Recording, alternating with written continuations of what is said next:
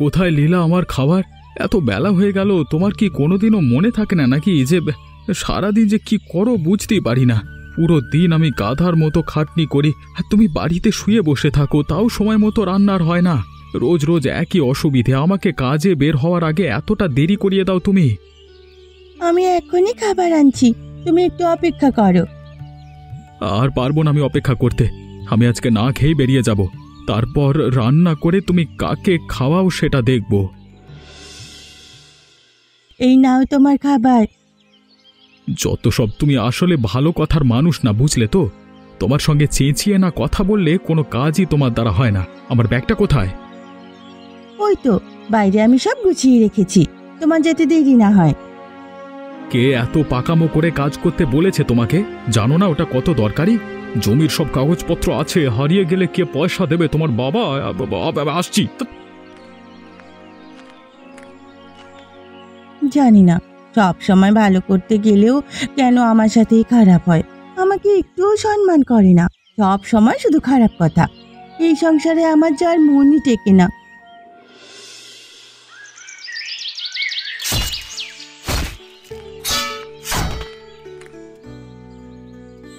আরে বিক্রম, তুমি এখানে? এটাই তো কাজ আমার। তোমরা ঠিকমতো কাজ করছো কিনা, তোমাদের কোনো অসুবিধা হচ্ছে কিনা সব দেখে শুনে কৈলাসবাবুকে জানাতে হবে। হ্যাঁ সেই, তা আপনি ভালো আছেন তো? মানে তুমি ভালো আছো তো? বিয়ে টিয়ে করবে না? না না, বিয়ে করে বউয়ের জন্য সংসারে অশান্তি হওয়া এটা আমার একদম পছন্দ না, বুঝলে তো? সেটা একদম ঠিক বলেছ। আমার বাড়িতেও শাশুড়ি বউয়ের মধ্যে ঝগড়া লেগেই থাকে, আর আমি পড়ে যাই মাঝখানে। মায়ের কথা বললে বউ রাগ করে, আর বউয়ের কথা বললে মা রাগ করে। কি যে বড় ভুল করেছি এটা, এই বিয়েটা করে। শোনো শোনো, অত বউ সোহাগী হয়ে কোনো লাভ নেই, বুঝলে? ভেবে দেখো না, আমাদের মা আমাদের কত কষ্ট করে বড় করে মানুষ করেছে। আরে এখন ওই দুদিনের আশা মেয়ের কারণে আমার মাকে কষ্ট দেব? হ্যাঁ ঠিক বলেছ। তাই বলছি, বউকে অত মাথায় চড়িও না। বউয়ের স্থান সবসময় পুরুষের পায়ের তলায়। আমার খুব প্রিয় হলেও হাঁটুর ওপরে কখনো উঠবে না, আর না হলে বউ কারোর কথাই শোনে না, আর বুঝলে? হ্যাঁ হ্যাঁ, ভালো কথা বলেছ। আচ্ছা কাজে লেগে পড়ি এখন। হ্যাঁ বৌমা, তোমাকে আর আমি শেখাতে পারবো না। এত বলে বলে আমার মুখ ব্যথা হয়ে গেছে। তোমার কি মাথায় গোবর ভরা আছে? কিছুই বুঝতে পারো না? বাপের বাড়িতে মনে হয় কিছুই শেখায়নি। কেন মা, আমি আবার কি করলাম? আমি তো এই তরকারিগুলো নামাচ্ছিলাম। আমি কি কিছু ভুল করে ফেলেছি মা? এই বোকা বোকা কথাগুলো আমার সাথে বলো না তো। তুমি জানো না আজ আমার নিরামিষ? তুমি মাছের সাথে আমার তরকারিগুলোকে কেন লাগাচ্ছ? বোধ বুদ্ধি কি সব লোপ পেয়েছে? আমার ভুল হয়ে গেছে মা, আমি এখনই সব ঠিক করে রাখছি। কেন যে তোমার মতো এক মেয়েকে আমার ছেলে বিয়ে করলো কিছুই বুঝতে পারলাম না। আমার তো তোমাকে দেখার পরেই পছন্দ হয়নি। না আছে রূপ, না আছে গুণ।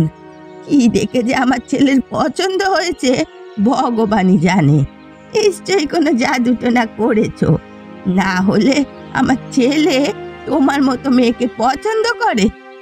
কোনোদিনই সম্ভব না। মা, আপনি কেন সব সময় আমাকে এভাবে কথা শোনান বলুন তো? আমি তার ইচ্ছে করে আপনার এই বাড়িতে আসিনি। আপনার ছেলেই আমাকে পছন্দ করে নিয়ে এসেছে। আর আপনিও তো আমাকে বিয়ের আগে দেখেছিলেন। তখন যদি আপনার কোনো আপত্তি থাকতো আপনি তখনই আমার এই বিয়েটা ভেঙে দিতে পারতেন। এখন তো আমাদের বিয়ে হয়ে গেছে, এখন শুধু শুধু এসব কথা কেন বলছেন? তোমার মতো মেয়ের সাথে আমার কথা বলার কোনো ইচ্ছে নেই। যাও, অনেক কাজ পড়ে আছে, এগুলো শেষ করে আসো। প্রণাম কৈলাস বাবু, আপনার শরীর ভালো আছে তো? হ্যাঁ সব ভালো আছে। তা তুমি জমির থেকে ঘুরে এলে তো? খবর কে? সব ঠিকঠাক আছে তো? মানে সব ঠিকঠাক কাজ করছে তো? বেশিরভাগই ঠিকঠাক কাজ করছে, কিন্তু তার মধ্যে দু একজন আছে যারা ঠিক মতো কাজ করতে চায় না। জানি না কি অসুবিধে, তাদের জিজ্ঞেস করলেও কিছু বলে না। কে কে তারা? আমাকে নাম বলো, আমি নিজে তাদের সাথে কথা বলবো। তাদের এত বড় সাহস আমার কাজ ঠিক মতো করছে না। আসলে আজকে যখন আমি মাঠে গেলাম তখন দীপক আছে না, ওকে দেখলাম ও কাজ না করে বসেই আছে, আর আমি যাওয়া মাত্রই আমার সঙ্গে নিজের সংসারের গল্পই করতে থাকে। আমি কতবার তাকে বোঝালাম যে কাজটা মন দিয়ে করতে, কিন্তু না, সে আমার সাথে গল্পই করতে থাকলো। তাই না পেরে ওর কাছ থেকে অন্যদিকে চলে গেলাম। আর আজকে তো আদিত্যকে কাজের ওখানে দেখতেই পেলাম না। ওকে তো হিসেব নিকেশের কাজ দেওয়া হয়েছে, সে তো ঠিকঠাক মতো কিছুই করছে না। আপনি একটু দেখবেন কৈলাসবাবু, আপনি এত সরল আর এত ভালো মানুষ, তাই সবাই আপনার সুযোগ নেওয়ার চেষ্টা করে। বুঝতে পারছি, এখন আমাকেই কঠোর হতে হবে। এই রাখি, আমাকে জল দিয়ে যাও। ও তুমি চলে এসেছো? আচ্ছা একটু দাঁড়াও, আমি এখনই জল নিয়ে আসছি। হ্যাঁ, মা কোথায়? মাকে দেখছি না তো। আসলে মা ওই ঘরে একটু শুয়েছে। কেন, কোনো দরকার ছিল? আমি কি ওনাকে ডেকে আনবো? না না, দরকার নেই, একটু শুয়ে বিশ্রাম নিক, সারাদিন তো অনেক খাটাখাটনি করে। তোমার মা কোনো খাটাখাটনি করে না, সব কাজই আমাকে করতে হয়।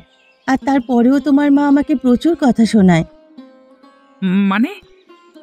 মানে আজ ভুল করে আমি নিরামিষ বাসনে আমিষ বাসন লাগিয়ে দিয়েছিলাম, এই জন্য তোমার মা আমাকে অনেক কথা শুনিয়েছে।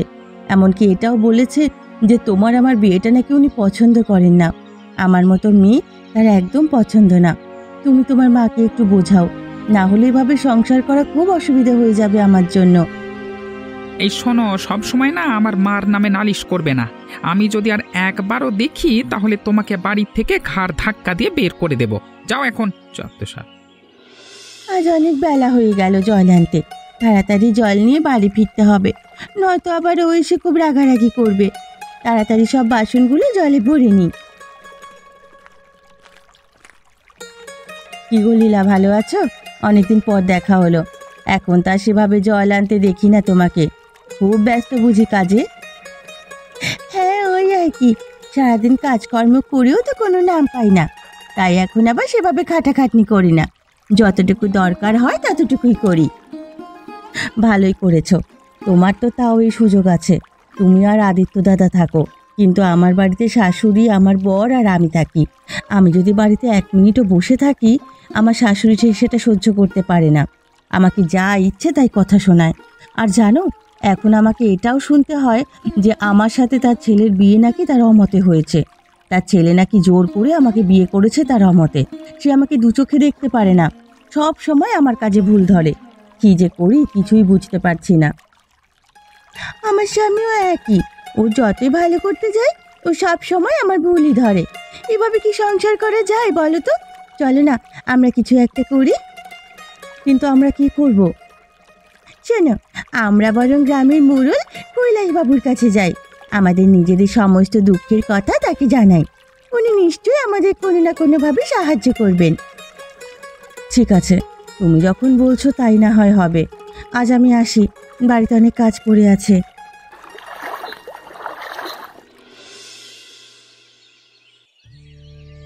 আদিত্যদা, তুমি এসেছো? আজকে আবার জমিতে হিসেব নিকেশ শেষ নাকি? হ্যাঁ, শেষ হয়েছে এ মাসের কাজটুকু, তাই মোড়ল মশাই বললেন জমিতে কাজগুলো করে দিতে। কি আর করব বলো, একজন মালিকের তত্ত্বাবধানে কাজ করবার তো এটাই অসুবিধে। তাড়াতাড়ি কাজ শেষ করেও তো লাভ নেই, তোমাকে ঠিক কোনো নতুন কাজ দিয়েই দেবে।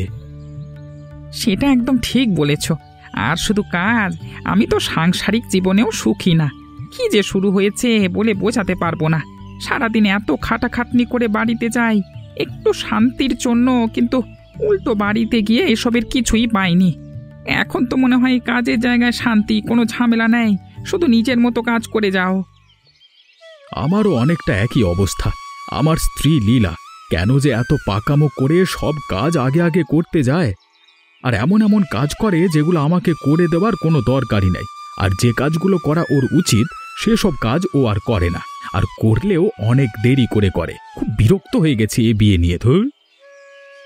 আরে তোমার তো শুধু বউ আছে বাড়িতে, আর এদিকে তো আমাকে মা বউ মিলে আমাকে জ্বালিয়ে খায়।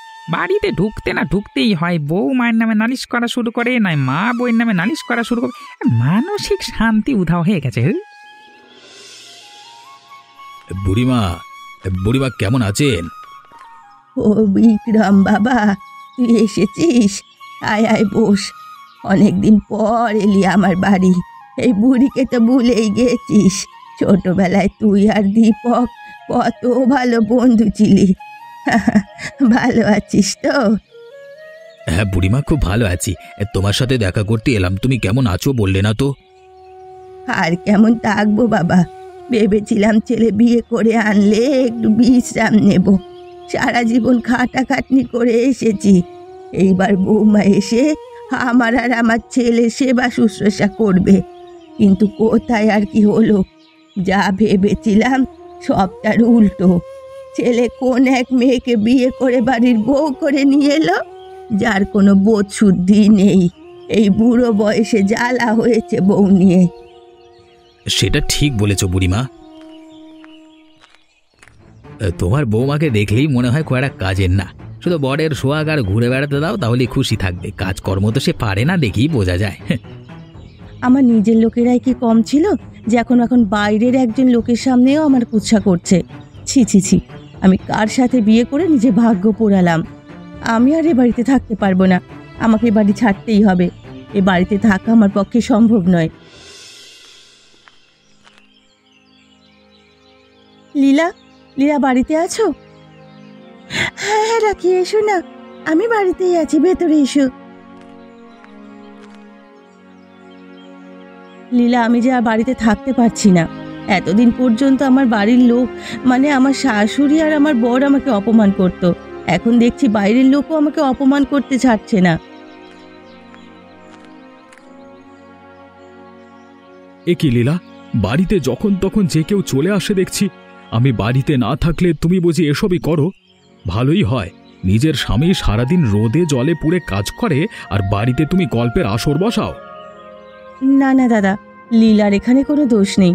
আমি এসেছিলাম আসলে বাড়িতে একটু অশান্তি ছিল তো, সেই কারণে।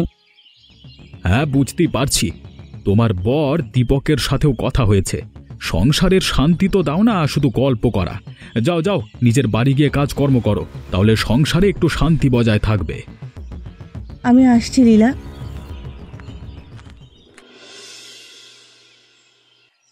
রাখি, কি হলো কি? কখন থেকে তো ডেকে যাচ্ছি, কানে কি শুনতে পাচ্ছ না নাকি? উফ, কি আশ্চর্য! আমি কাজে বেরোবো আর ওর কোনো পাত্তা নেই। কি হলো কি? সকাল সকাল এভাবে চিৎকার করছিস কেন? চিৎকার কি আর সাধে করছি নাকি? আমি কাজে বেরোবো, খাবার কই আমার? সেটা আমি কিভাবে জানবো? তোর বউকে জিজ্ঞেস কর। কোথায় মহারানী? ঘরে নেই? না, নেই, সেই কারণেই তোকে ডেকে যাচ্ছি। কোথায় গেল ও? সকাল থেকে তো দেখতেই পারিনি আমি। কি আশ্চর্য, বাড়ির বউ সকাল সকাল বাড়ির সমস্ত কাজকর্ম ফেলে বাড়ি থেকে উধাও। বলেছিলাম এই মেয়েকে বিয়ে করিস না, সংসার তছনছ করে দেবে। দীপক, বাড়িতে আছো? কি হয়েছে আদিত্য, তুমি এখন আমার বাড়িতে? আরে সকাল থেকে আমি আমার স্ত্রী লীলাকে কোথাও খুঁজে পাচ্ছি না। কালকে তো তোমার বউ রাখি এসেছিল আমার বাড়িতে, তাই ভাবলাম আজকে লীলা তোমার বাড়িতে এসেছে নাকি। মানে কাজে বের হবো তো, এদের চক্করে কত দেরি হয়ে যাচ্ছে বলো তো। সে কি, লীলা বৌদিও বাড়িতে নেই? এখানে তো রাখিকেও খুঁজে পাওয়া যাচ্ছে না, এবার কি করব আমরা? কি গো রাখি, হাঁপিয়ে গেলি নাকি? পাতাগুলো দাও, এটা লাগিয়ে দিলেই আমাদের এই ছোট্ট কুটি সম্পূর্ণ হবে। না না, হাঁপাবো কেন? কতদিন পর মন খুলে বাইরে এসে কারোর সাথে কথা বলতে পারলাম। নয়তো আমি তো ভুলেই গেছিলাম যে বাইরেও একটা পৃথিবী আছে। খুব বাজে অবস্থায় ছিলাম ওই সংসারে। ভাগ্যিস তোমার সাথে কথা হয়েছিল, তাই তো সাহস করে তোমার হাত ধরে বাড়ি থেকে বেরিয়ে আসতে পারলাম। এতক্ষণে হয়তো সবাই জেনে গেছে। জানি না বাড়িতে এখন কি পরিস্থিতি। হয়তো ভেবে লাভ নেই। ওরা কখনো ভেবেছিল আমাদের কথা? কোনোদিন বোঝার চেষ্টা করেছিল আমরা কি চাই? কোনোদিনও করেনি। সব সময় আমাদের ভুল ধরে গেছে।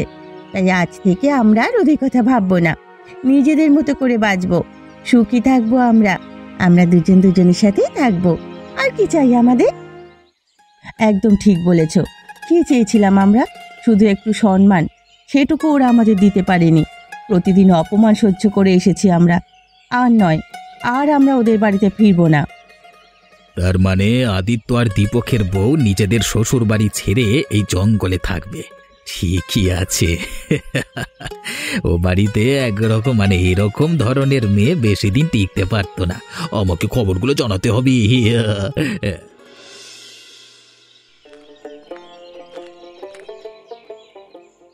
কৈলাস বাবু, দারুণ একটা খবর আছে, শুনবেন নাকি? এত সকাল সকাল কি খবর নিয়ে এসেছো শুনি? কৈলাস বাবু, আমাদের জমিতে কাজ করে যে আদিত্য আর দীপক, তাকে তো চেনেন আপনি, এই আগের দিন যাদের কথা বলছিলাম। হ্যাঁ হ্যাঁ, একদম ঠিক মতো কাজ করে না জি। হ্যাঁ হ্যাঁ, চিনবো না কেন? তো কি হয়েছে, তারা আবার কাজে ফাঁকি দিয়েছে নাকি? না না, সে বিষয় নয়। তাহলে? আমি আজকে জঙ্গলের পথ দিয়ে কাজে আসছিলাম, তখন হঠাৎ করেই দীপকের স্ত্রী রাখি আর আদিত্যর স্ত্রী রাখি দেখতে পেলাম। তারা ওই জঙ্গলে ডাল পাতা দিয়ে একটা মাটির কুটির নিজেদের বসবাস বানাচ্ছিল। হ্যাঁ, শ্বশুর বাড়িতে থাকবে না, হ্যাঁ থাকবে না, তাই জন্য। কেন, তারা নিজেদের শ্বশুর বাড়িতে কেন থাকছে না?